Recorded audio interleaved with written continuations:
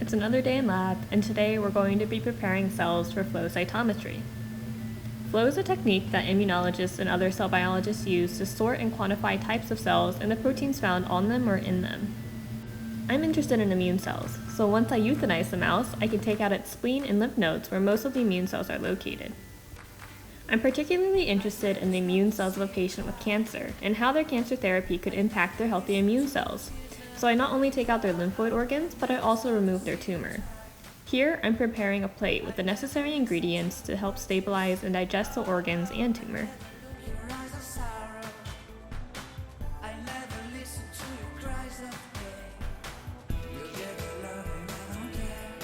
Here are their tumors. Next, I want to weigh them, so I'll go to the scale and record their weights. This helps normalize the number of cells we see to the size of the tumor.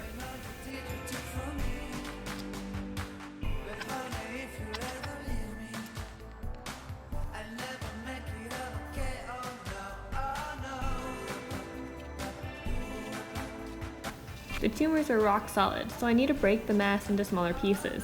Here I'm using scissors to mince the tumor to help with tumor digestion. Then I can put the plate in an incubator for 30 minutes to let the cells break apart from each other. In the meantime, the spleens and lymph nodes need to be mashed, so all the cells are separated from each other. This is called a single cell suspension. I'll use the back of a syringe plunger to push the organ through a small filter into a plate filled with buffer. I'm not gonna lie, I have blisters for mashing so many tumors. Each organ takes about 30 seconds to mash, and when you have 30 some organs, that gets tiring on your arms.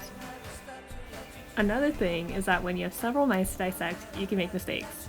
Watch me realize that I forgot to take the spleen out of one of my mice.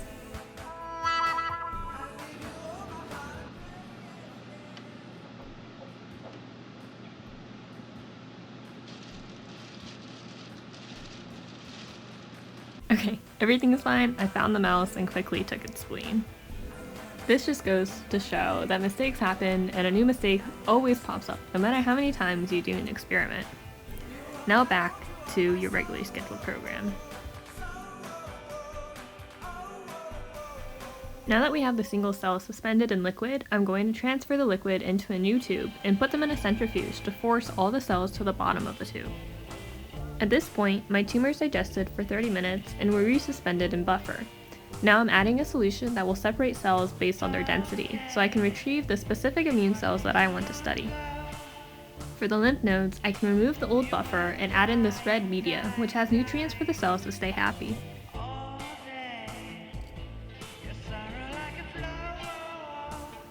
And for the spleens, I have to add red blood cell lysis buffer first. Then I can add in the red media. Once the immune cells from the tumor have separated based on their density, I can remove the layer of cells that I want and put them into a new tube. The layers are often difficult to tell apart, so I hold the tube up to the light to see better.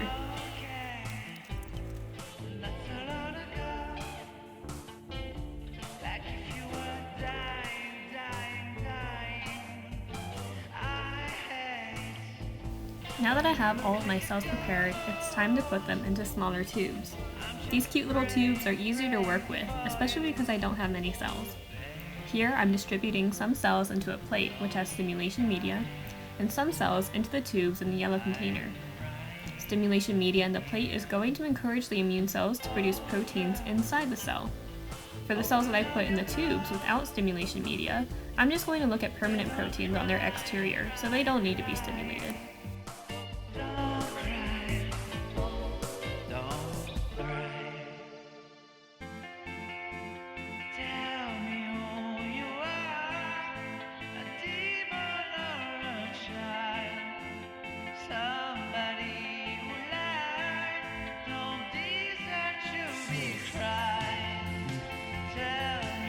The next step is to spin the container down in a centrifuge, so all the cells are at the bottom. Then remove the liquid on top and add in a new solution. What I'm adding in now is called FC block. The goal of flow, in general, is to use fluorescently tagged antibodies that will recognize proteins on the cells. FC block just prevents any false positives. Without it, an antibody could bind to a non-specific receptor on the cell instead of the protein that it's meant to bind to.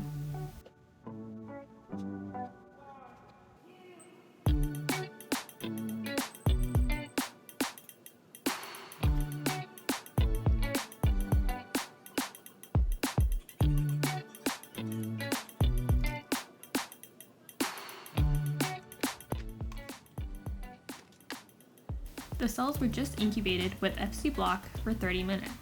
Now we can wash the cells with buffer and add in a mix of antibodies that I want to stain for. These are surface markers that are present on the outside of the cells. I could look for identity markers as well as functional markers. This is like if I looked at a classroom of people and said, find the people with black hair, which would be an identity marker, or find the people who had bags under their eyes, which would be a functional marker.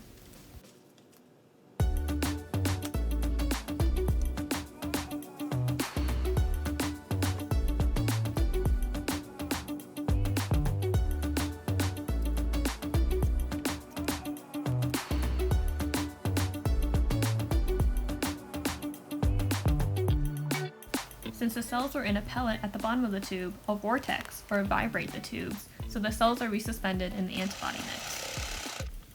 I'll let the antibodies bind to the cells for 30 minutes, then spin the container down so all the cells are at the bottom of the tube. To get rid of the liquid, I'll flick the tubes. Doing this quickly prevents any of the cell pellet from leaving. Next, I need to calculate the amount of solution. Apparently, I need a calculator to determine what 10 divided by 4 is, but that's okay.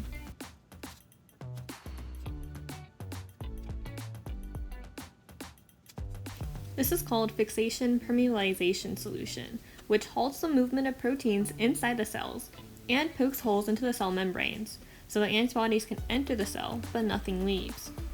I'll let the cells sit in the fixed perm solution for 30 to 50 minutes, and remove the solution just like before.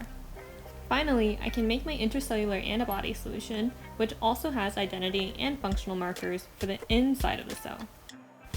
All in all, this process took me 10 hours. Flow is a great technique to separate and quantify different types of cells. Using flow, I could tell the difference between a white and a red blood cell, but I can also tell the difference between alive and dead cells, or quantify the amount of protein in one cell compared to another. Flow is used to answer many questions. I often ask, what kind of cells are in this organ? Are most of these cells dead after cancer therapy treatment? If they're alive, do they have increased amount of survival proteins? I didn't end up filming the actual analysis portion, but there's a machine with a skinny needle that will suck up my cells one at a time. It'll shoot lasers through the cell and tell the computer what colors are on it, indicating which antibodies are bound to the cell. It's as if I gave the machine a bag of Skittles and told it to keep the red ones. The machine would use lasers to tell which Skittles are red, and it would put those into a new tube and throw out the other colors. Or it could quantify the number of red, blue, green, and yellow Skittles in the bag. It only takes about 30 seconds to read 100,000 cells. And that's all. Thanks for watching.